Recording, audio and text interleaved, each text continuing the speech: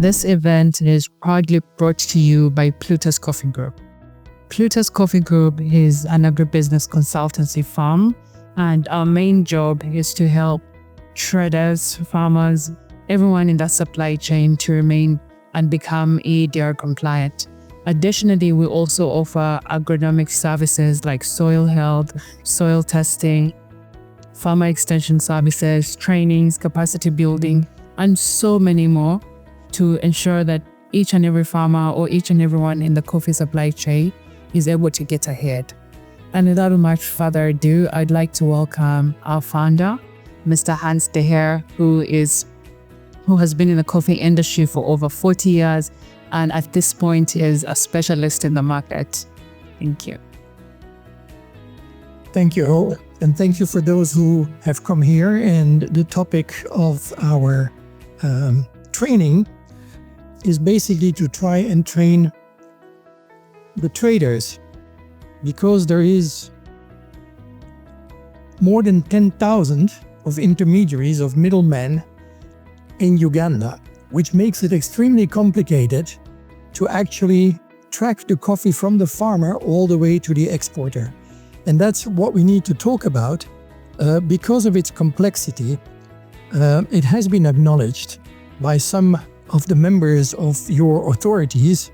For instance, Cleophas Dorere, who is the Commissioner for External Trade at the Ministry of Trade and Industries, he wrote, "Registering and certifying farmers is achievable, but tracking products back to the individual smallholder plots remains a major obstacle." And why is this an obstacle? Simply because over the years, nobody has bothered to find out from which farmer the coffee actually came. Exporters would appoint traders and have been working with traders for many, many years, asking them just to supply 100, 200, 300 tons of FAQ for them to process. And the trader also, like all of you in attendance today, you have also not bothered much about where the coffee came from. You just got your supplies from wherever you source, and that was the end of the story.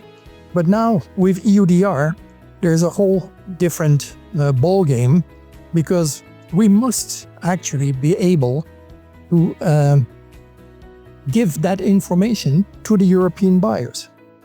So first of all, we're going to show you a little video which Plutus shot in the countryside to document what is actually the supply chain here in Uganda. The supply chain in Uganda is very complex, with over 1,000 middlemen. So how can we truly map this supply chain? The journey of traceability begins right with the farmer.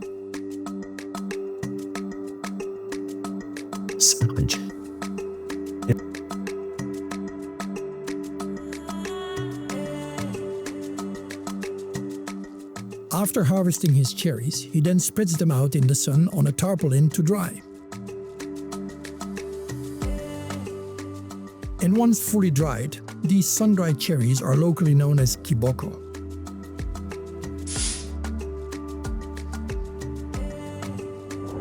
The farmer sells his kiboko to boda boda collectors who travel through the villages purchasing coffee from many different households.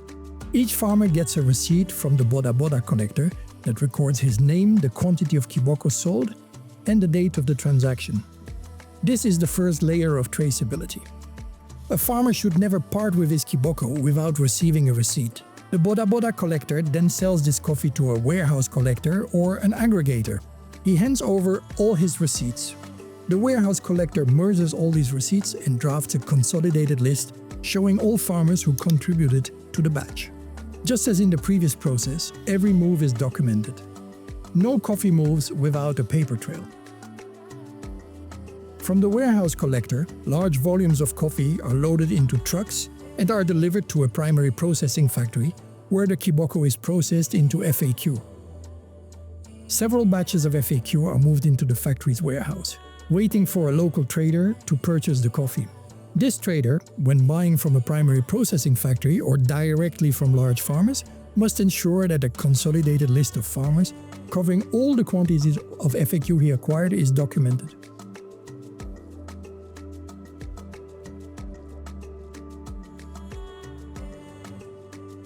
The semi-processed coffee purchased by the trader is then transported to his client, the coffee exporter. Here it is cleaned, graded, and packed into export jute bags.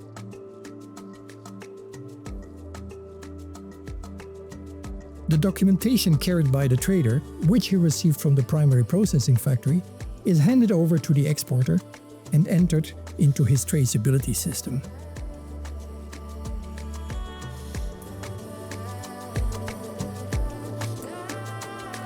Subsequently, the exporter submits all data to Plutus, who analyzes it, checks the farmer list, and obtains a due diligence verification from Dimitra.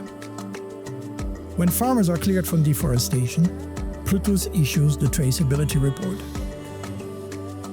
The entire supply chain is now completely documented. The exporter can load his export container and send it off to his European buyer, knowing that he is entirely EUDR compliant. So we can see from this video that coffee cannot move without a paper trail. It means, in essence, that the farmers cannot part with their coffee unless they have received a receipt from whoever was the first link in the supply chain, whether that's a boda collector or a warehouse collector or an aggregator or straight away to a hulling station. That's not important. Paper trails must exist. And if you go downstream of the supply chain, you end up with the exporter where you traders have supplied the coffee.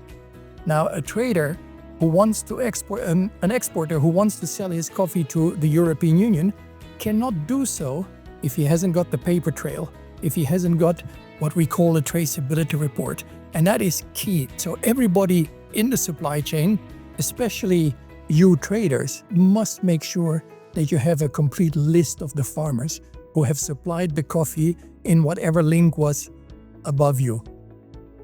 So I just want to make an update on the intentions of MIEF about this EUDR supply chain.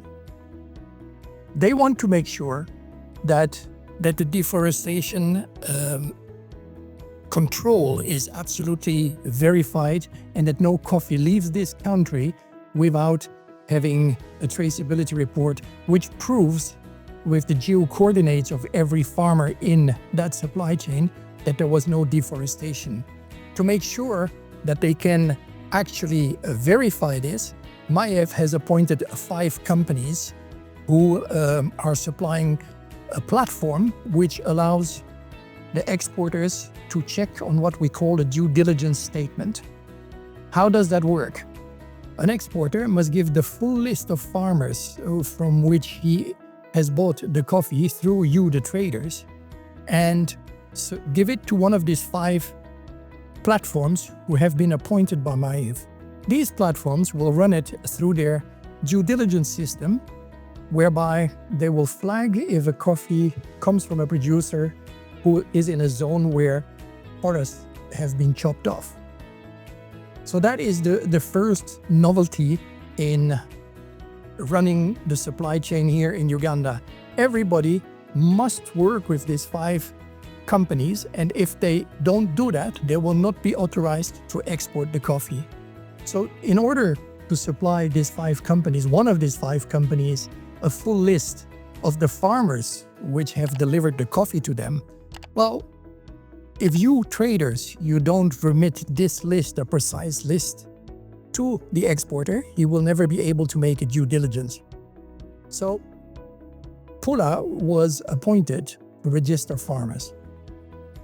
That's where you have the geo coordinates, which are necessary to make a due diligence statement. So every farmer who is registered is in the data warehouse of the government where his coordinates are available, and that allows the due diligence check to take place.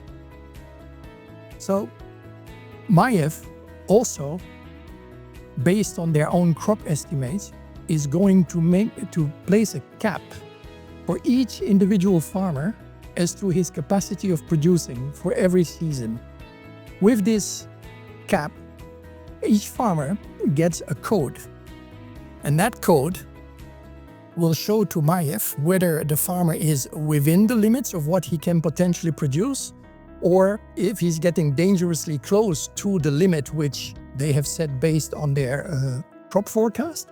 And if he exceeds that number, he's red flagged. A red flag will trigger an audit to find out why that particular farmer is registered in so many traceability reports and exceeds what he actually can produce. So a farmer should never give his individual code, which he has received from MAIEF, to anybody who has not bought the coffee from him. Because now what is going to happen if this code is just being used by everybody in the supply chain, very soon MAIEF will be able to see that that farmer is exceeding his production capacity. And why is he exceeding? Probably because people have used his code without having received coffee from him, but he is registered as producing more than what his garden can produce. So this is becoming extremely precise and extremely critical for everybody in the supply chain, and especially you, the traders. You must make sure that you get a list of those farmers who have supplied the coffee. So, about the farmer registration, some time back, Pula received the mandate to register farmers. Up till today, they have registered 1.65 million farmers, and MAIEF believes that there is still another 1.6 million to be registered. They say that this will be completed by May of 2026, when every single farmer in this country should have been registered and as such becomes EUDR compliant, because the farmer doesn't have to do anything else than being identified in lots which are supplied downstream to the exporter. So the remaining question now is the access to the data. Where is the data warehouse? Where can we access? From what I understand, Pula is the one who has that data, and pending a data warehouse under MAIEF, exporters will be granted access to the data warehouse. But what is the point in accessing a data warehouse if you don't know from which farmers you have received the coffee? And that's why it is so important that there is an entire paper trail. And to summarize, a farmer should never part with his coffee without having received a receipt, and that receipt should go on the lists all the way down to the exporter. And an exporter should never accept coffee from you, the traders, if you don't supply him with a list of farmers. If you fail to do that, then the exporter knows that this coffee can only be used for sales outside of the European Union. 70% of the exports here in Uganda go to the European Union, which means it severely restricts the capacity of the exporter to export if there is no paper trail, if there's no list with exactly those farmers who have supplied the coffee.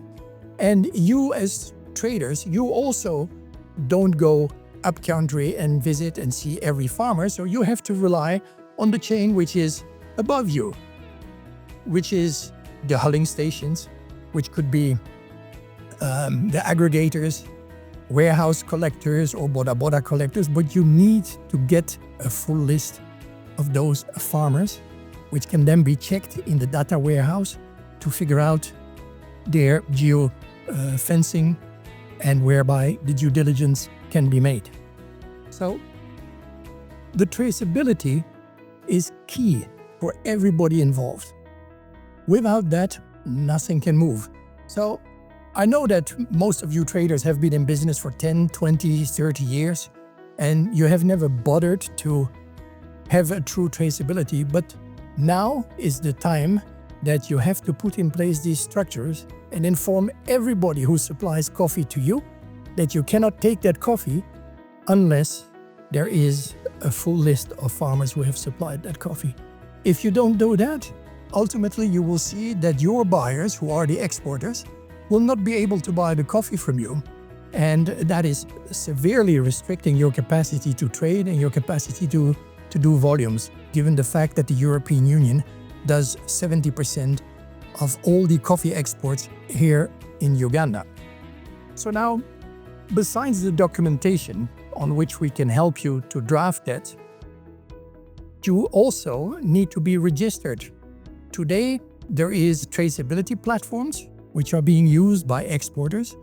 The 5 companies which have been appointed by MIEF also have that capacity to have the traceability, to access the data warehouse and to be able to find the coordinates of all the farmers. But you as middleman, you also should be registered in these traceability platforms, because ultimately from the farmer down to the exporter, you are a very important link. And being registered inside of a traceability platform, even in the data warehouse of MIEF, will become a must. And now I know that some of you are a bit scared that this registration will serve to declare you to URA and that everybody will follow up on you. But I have received the assurance from several members of the Ugandan authorities that this is not the case. It's purely to comply with EUDR and to make sure that every step of the supply chain can be followed. So as much as a farmer needs to have an individual ID, every middleman should be registered as well, so that the whole supply chain can be actually tracked down through all its links and all its intermediaries. Here we have this supply chain. As I mentioned, the farmer is selling to boda collectors, usually can also sell directly to aggregators, but this is more or less how it works, going to the warehouse collectors. Farmer organizations can supply the hulling stations directly, and you, the traders, are the last link whereby mostly, but not only, you collect from these hulling stations to supply the coffee to the exporters. So just a word about Dimitra, who is one of these 5 companies which has been appointed by MIEF to carry out the due diligence statement. Remember, due diligence statement, that is checking if the farmers who have supplied coffee for a given container, export to Europe, that their geofencing can be accessed and that we can prove that there was no deforestation in the gardens or around the gardens of these farmers. So Dimitra is one of such platforms, is one of the 5 companies who must check on due diligence for the exporters. They also have the whole traceability system built in and much more, but we will not go into detail of all that. What is good for you as traders, if you want to go into that direction of being able to access an IT platform, you can submit a request for Dimitra to install this app on your phones, on your laptops, and it is free of charge. It just facilitates for all the traders to have a tracking system which is in place and which you can use to supply all the data to the exporters. So Dimitra is really a great platform who is appointed by MIEF as being one of the 5 companies. And for you traders, you can access this platform free of charge because Dimitra, their business model is that it is the exporters who will have to pay a fee to use that platform, and that fee needs to be paid by the European operators, the European buyers.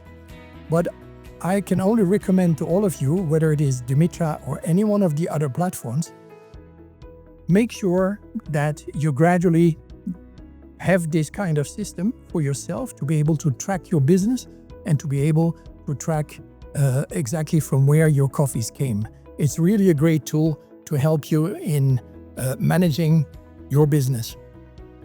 So summarizing, the most important in this whole supply chain and this traceability is that everybody in the supply chain makes sure that the farmer gets a receipt, those receipts go down the supply chain all the way to the hulling station, to you as traders, and from you to the exporter, because now they know exactly from which farmer the coffee came from. And it's going to be very, very complicated. It's going to take time, but EUDR has been postponed by 1 year. So now we have another 12 months to actually make this happen. And all of you should be fully aware that if you don't, sooner or later, you're going to miss out on 70% of the Ugandan coffee exports. So take your time, see how it works, make sure that you do your part to make this whole supply chain transparent and visible to everybody. That is the only way to comply with EUDR. And I now open the floor for questions to which I will try to answer. So if anybody here has a question, for those who are watching us on YouTube and on the live stream, just write your questions on our YouTube channel and we'll reply as detailed as we can. Thank you. Mr. Hans, thank you for the submission you made. I'm inquiring on the demonstration of how the app will work with the traders if they install them on their phones. It works in the same way as for the farmer registration. So coffee cooperatives, collectors, they all work with this app to first enter the farmer registration, and by using the app from Dimitra or any one of the other 5, you will have access to the geolocalization of those farmers. For you, if you go and get this app installed on your telephone or your laptop, you will be able to say in that app, to record, I have received coffee from so-and-so, and that came from these farmers. So it is exactly what it says. It's a traceability app, which allows you as trader to really document and to see where the coffee you're actually buying comes from. So it is not only related to you as a trader, it's also related to all those who come upstream before you, right? But if everybody adapts one of these systems, one of these platforms, and there's more platforms because many companies already have their own in-house platforms, but these 5 companies who have been appointed will develop an API. An API is a bridge between your system and their system so that it can always communicate. So it is not like if you go for one and somebody else works on another platform, all of a sudden you don't have access to the information. Through this bridge, through this API, you will be able to follow the whole supply chain and everything which was upstream above you. What Plutus does is we train everyone who is in the supply chain and everyone who wants to access the Mitra app. We train you on that app and we show you how it works. In the same way we did this for farmer registration, we had field-based officers whom we would train and who would go out to see the farmers and do the geofencing and the GPS point or the polygon mapping of the farmer. In the same way, we will train you, the traders, to make sure that you become really confident in using that app. Thank you for your presentation, Mr. Hans. There is a question from our online audience, which states that may you please emphasize the importance of keeping a paper trail within this supply chain mapping? Yes, not everybody will have access to the modern tools. Not all the farmers have a smartphone. Those who don't have, they can still be part of this transparency in the supply chain with the paper trail. So the first buyer from a farmer must have a block of receipts. When he takes coffee from one farmer, he basically issues a receipt, puts his name, puts his coordinates, the quantity he bought from them, and that's the beginning of the real traceability. So a Boda collector, a warehouse collector, if he gathers all these receipts, he can make a list. He doesn't have to pass on all the receipts downstream. What he has to do is, based on those receipts, which he has to keep safely aside, he has to fill in lists. And these lists will go down to the aggregator, will go down to the hulling station, who combines several lists, and that big list ultimately ends up with you, the traders, which you now have to bring to your client, the exporter, so that he can see that you have done your homework, that you have all the lists and all the paper trail available to you, which was made available to you in the supply chain. And you as a trader, if you work with one of these traceability platforms, then you need to have somebody who enters all that data in the platform, because now the transfer of that data to the exporter becomes way easier. Thank you, Mr. Hans. To our audience, Mr. Yahaya, do you have any more questions? Madam, do you have any more questions? Yes, please feel free to ask. Hello, thank you, Mr. Hans. May I have a question? What if they find that the coffee is not registered under EUDR? Will they bounce back at coffee? So let's clarify something. EUDR is a regulation made by the European Union for the European-based operators or the buyers. This has absolutely no legal impact on you. The impact on you is that if one of the buyers in Europe buys coffee from an exporter who has bought coffee from you, the traders, and they find out that something is wrong, the worst that can happen, and which is very bad, is that the buyer in Europe says to the exporter in Uganda, "You're blacklisted, I'm not buying your coffee anymore." The buyer, however, in Europe is subject to fines. If he accepts coffee, brings it into the European Union, custom clears it, and now the customs find out that there was a mistake in the reporting, the coffee is already in Europe. And that's why MIEF has put in place this system of doing a due diligence statement before the coffee is actually allowed for export, because now they know that there is no risk. All the buyers in Europe, they also have their own contracts with these companies who provide the same system, and they will be grateful for the due diligence statement we can bring out of Uganda, but they also double check with their own system. But if we know here that the due diligence statement is clean, we know that they are not going to find anything different because it's all based on the same geo coordinates. What happens here, if you supply coffee to an exporter and you can't provide this traceability, then he can decide to buy it from you, but he knows that it is going to be just for export to non-European countries. And there is a market for that, but in the future, all the continents, all the coffee-consuming countries will move towards exactly what Europe is doing with this deforestation regulation. So if you, for 1 year, you can supply Asia or the Middle East or the Americas, sooner or later, they are going to follow suit. And what Europe has now done as the first continent to insist upon this deforestation, others will follow. So all your efforts to make sure that you can prove that it is deforestation free are not in vain. It's going to help you for the future development of the whole coffee consuming world.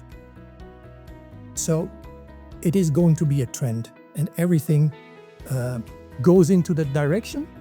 So don't think, it's just for the Europeans, we'll sell for an exporter to China or here or there. These countries are going to follow. So please focus on it and make sure that you become compliant as soon as possible. For you traders, compliance means I know where my coffee came from, and I'm supplying it to my exporter, and he knows where it came from, so he can do the due diligence statement through one of these 5 companies, and everybody is quiet and knows that everything has been done to be compliant to the regulation. All right, thank you, Mr. Hans. Madam Shamim, I hope your question has been duly answered. We have one final question from the online viewers, though I know that you have already hinted on this. It states that the EUDR has been postponed for another year. Should we still treat this regulation with urgency? What's your view? Absolutely. Don't think that because it has been postponed for another year, that now all of a sudden you can relax and sit under the mango tree and do nothing. No, use this time to perfect your own system and to understand how it works. Because the European operators, the European importers, they will insist during this next year to receive your traceability report, to be able to carry out due diligence statements, because for them it becomes another year of checking if the systems work for them and if they know that their counterparts are compliant. So we know of buyers in Europe who, even for coffee which is loaded in January or in February, they insist upon having all this EUDR documentation, even though it will only enter into force in December 2026. So don't think that you can now relax and say we have one more year. That's not the case. You really have to use that year to become really, really compliant and improve your own systems. Thank you for that answer. One final question. As traders, majority of the goal for us is to make money. What measures should we take to curb deforestation if we realize that one of the farmers that we deal with actually has a deforested piece of land that they grow coffee from? Should we simply discard them and let them be and look to other farmers? Or what do you propose should be the way forward on how to deal with these farmers with deforested land? Their coffee will be sold. There's no way that we can exclude them from the supply chain in Uganda. His coffee will come to the exporters simply with no proof of traceability and maybe with the proof that he comes out of a deforested area. Today, that coffee can be sold to the Middle East, to Asia, to America without any problem, because you don't need all these documents on which the European Union insists. So you shouldn't discard this farmer. You just have to make him aware, and he probably knows already, that he can't supply coffee which you have been tasked to source for an exporter as being EUDR compliant. But the coffee produced by those farmers will reduce, and it will be less and less and less, but their coffee is going to be sold regardless, but not to the European Union. Okay, thank you for that clarification. I think you might have mentioned it, but there's still a question regarding premiums and EUDR. May you please address that? Yeah, the premiums for EUDR coffee are meant to cover the expenses of the exporter mainly, because the exporter is the one who really has to make sure that the coffee he sells to a European operator is compliant. So he will have costs. He is the one who's going to pay on these traceability apps from any platform, who will charge him based on the coffee he is exporting. But on and above that, let's not forget that Plutus has been assisting several exporters in mapping their supply chain, in making their export structures compliant. And that's also fairly complicated, which is not something for you, the traders.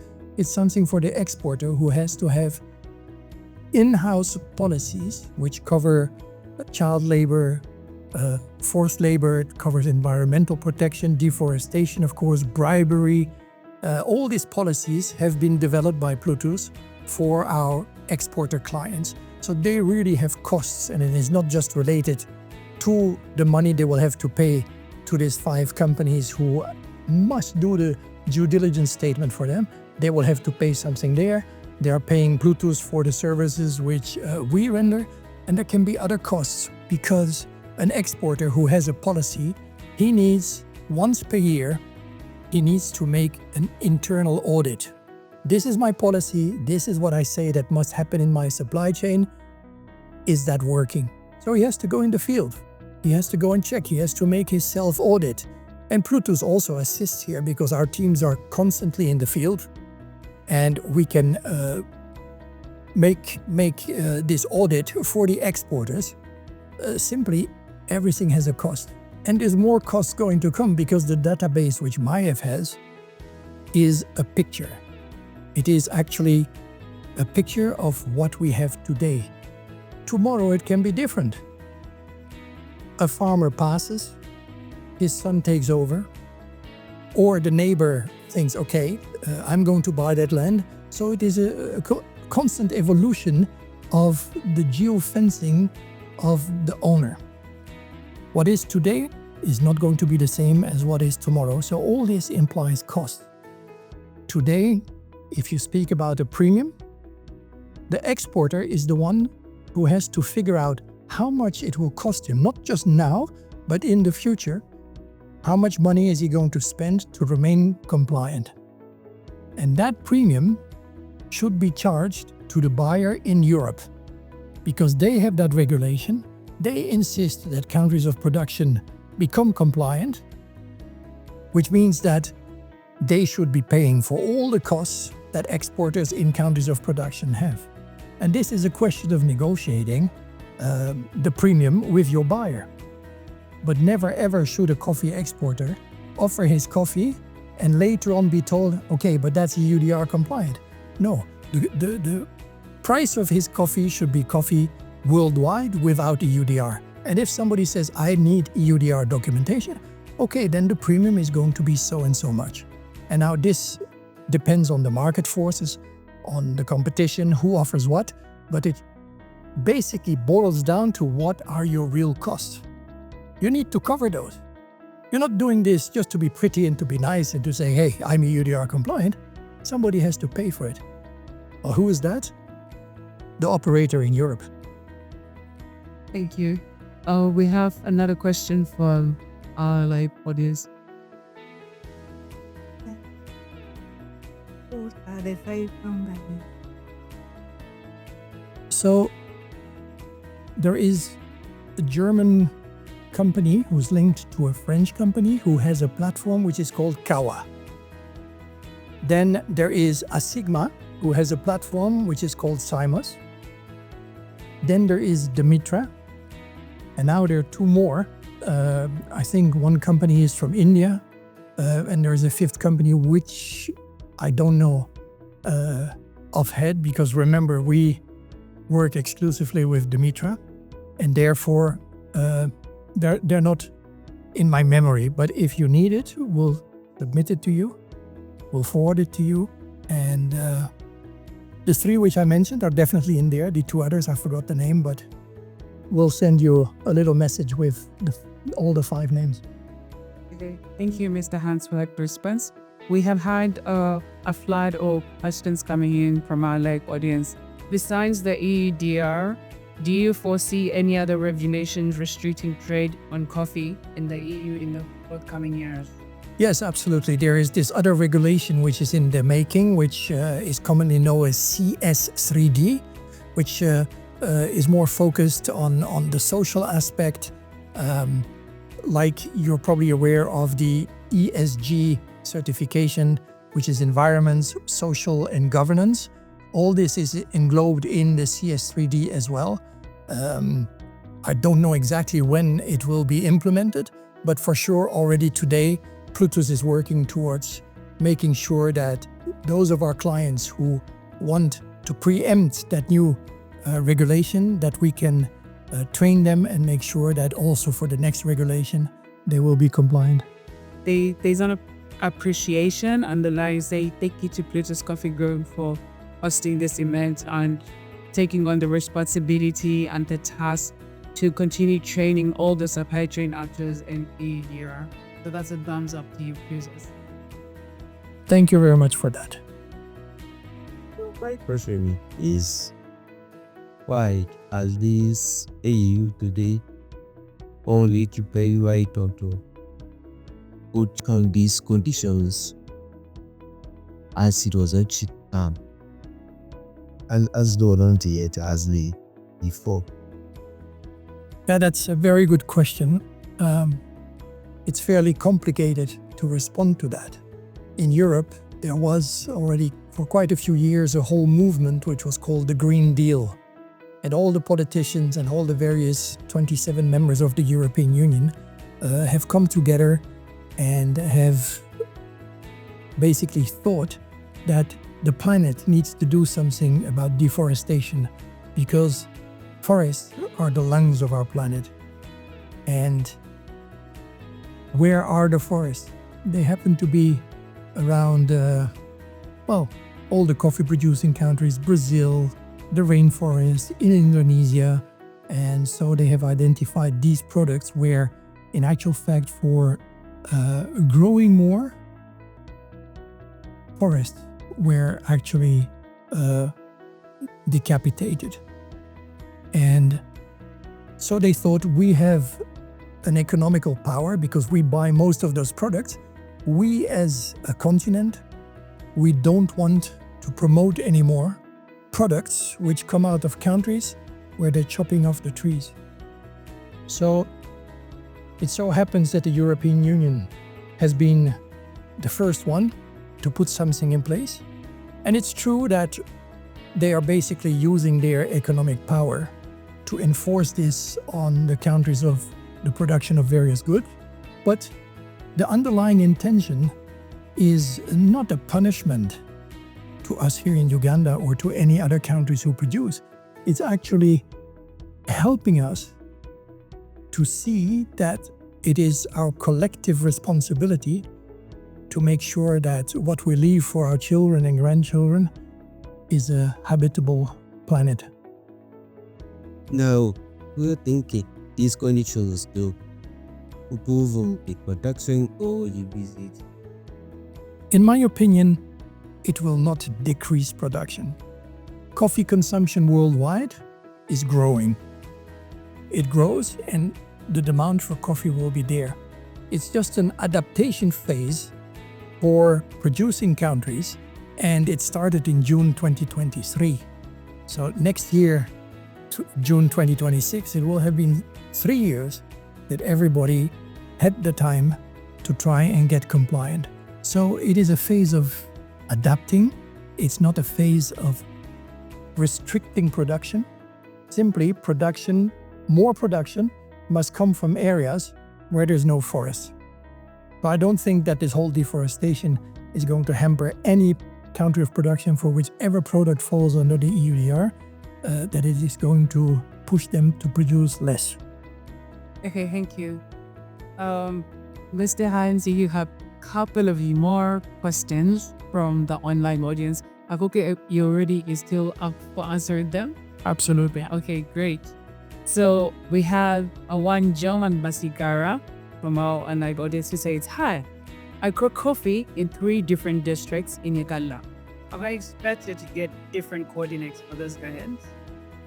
Yes, the coordinates, if you speak about geofencing, which is either a polygon mapping or a GPS point, if you have a small plot, you will have 3 different ones because you actually grow coffee in different districts, in different areas. So yes, you will have 3 geofencings for your plots. Now, as to the unique ID as a farmer, I don't know how Maiev and Pula have organized that. I would imagine that it could be 3 different IDs, but it could also be one consolidated ID. But to me, it makes more sense to have 3 different IDs. Thank you for that clarification. There's another question here that states that, how much do I need to register myself as a farmer on your Dimitra platform? How much as in? Money.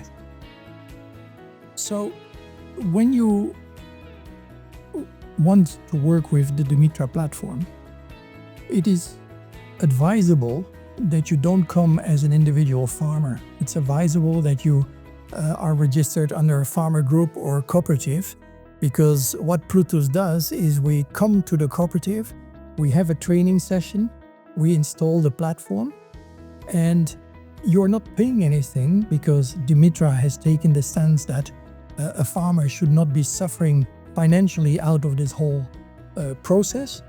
But in exchange, we ask for self-registration. So I've been doing this for a large cooperative union in Western, where we're now going to install the platform for every primary society. And we train their field-based officers, because it's the field-based officers who will go out there to meet their neighbors, the members of the cooperative, and to do actually the geolocalization of each farm. So it is give and take. Basically, you get the platform to use for the traceability, but the platform does much more. The platform also helps farm management, carbon retention, carbon emission, There's so many things on that platform which can be used in the agriculture. So if you are a single farmer, it becomes more complicated. But if you're part of a farmer group, let the group, the cooperative, the union apply for this, and we'll gladly come over there to train all of you. But you have to know that you will have to self-register all the farmers in your cooperative. All right, thank you so much. There's another question here from an online viewer who states that he has been watching Plutus for some time on their social media pages, and he has seen a variety of activities being talked about in Plutus, such as soil health, EUDR. So what exactly does Plutus Coffee Group do? Plutus is probably one of the largest one-stop service centers for all the coffee growers and cocoa growers for that matter. We basically cover everything which has to do with agronomy and which has to do with you growing your product. So soil health is key to understand your production. We start by giving that service whereby we have mobile scanners, soil scanners, and the farmers take their samples and we analyze the soil, and we can do that on the spot. In 3 minutes, we have an analysis of what are the results of that particular sample. So what we try to do is to do soil mapping. So for a whole area, there's no point in having one farmer who knows what is lacking in his soil. It's much better that we can do a mapping of an entire region, because there can be variations in the results of the soil tests. Once we have that mapping, the agronomists working for Plutus, they define a scheme as to how to improve the soil health. We also have a whole range of products which we can source for the cooperative. So we develop basically what we call an agri-input calendar, which is based on the soil analysis. Now we draft an agri-input calendar, which is as much as improving the health of the soil as it is to improve the yield on your coffee tree. And there's a whole range of products which can be proposed, and we call that our agro-input calendar, which we propose to the cooperative, to the union, to the farmer group, and we say this one will definitely help you to improve your production. Then comes the most crucial element, which is how are we going to finance that? Not us Plutus, but the farmers. Because an agri-input calendar means that for the whole year, you know exactly which product you have to apply when. And that is going to be costly. But our previous programs, which we have led in different parts of the country, show that the coffee farmer in year 1 improves his yield by 2 or 3 times. So the investment you make into the agro-input, which is based on the soil analysis, so we know that what we're suggesting to you is going to work and is going to increase your yield. So now the return on investment is massive. And because you have 2 crops, if we talk about by and large the Robusta zones, say you need 1 million shillings for your farm. The bank does not have to give you 1 million shillings straight away. He gives you post-harvest of one crop, half of it, you apply, you get to the next harvest, and then post-harvest, they release the second half of that money. So that is the good thing about it. And you, of course, have to commit to pay back the inputs which you have acquired with a bank loan or the assistance of a SACCO. You have to pay that back, but it becomes a productive loan. It's not a loan to enjoy life or to do this. No, it has to produce financial results. And that comes in terms of knowing your soil and in terms of seeing your yield multiply by 2 or by 3, and it can even be more. Thank you for that response. There's one last question. What would be the one key takeaway that you think traders should go back home with as they leave this EUDR training session? Traders should absolutely understand the importance of their own traceability. And they have to make sure that whoever is upstream above them supplies them with the detailed information as to where the coffee came from. The days of just buying the coffee, selling the coffee is over. You buy the coffee knowing where you bought it from. So you need all that documentation. So you yourself, you have to go out there and train whoever you work with, whether it is a hulling station, whether it is an aggregator, warehouse collector, water collectors, with whoever you work, even with farmer groups or large farmers. There needs to be a paper trail. And that's the key takeaway. Don't continue buying, selling without knowing where the coffee comes from. Thank you so much. On our end, both from the audience and the live stream, our questions are done. So I'd like now hand over to you, Mr. Hans, as we conclude this session. Yes, I just want to thank everybody who was with us, either online. Sadly, not so many live here in Silver Springs in Kampala, because the rains have disrupted many of us. But I think everybody can review the live streaming. Everybody can see what we have been discussing here. And don't hesitate to contact Plutus. If you have further questions, we'll absolutely guide you through that. And we can provide all sorts of services, which we have briefly exposed here. And like this gentleman from the online viewers mentioned, he's been following Plutus on a regular basis on the social media. All of you, do the same. Yeah. Be subscribe to our YouTube channel. Follow us on LinkedIn. We have all the other social media platforms. And you will see occasionally something which you say, hey, that's of interest to me. We are here to supply that service to everybody in the supply chain. And for that, thank you for all those who followed us. Thank you for those who managed to get through the rain, came here physically. And by this, I want to conclude the presentation. And I hope that you have yourself also understood in which direction you have to go. Thank you very much.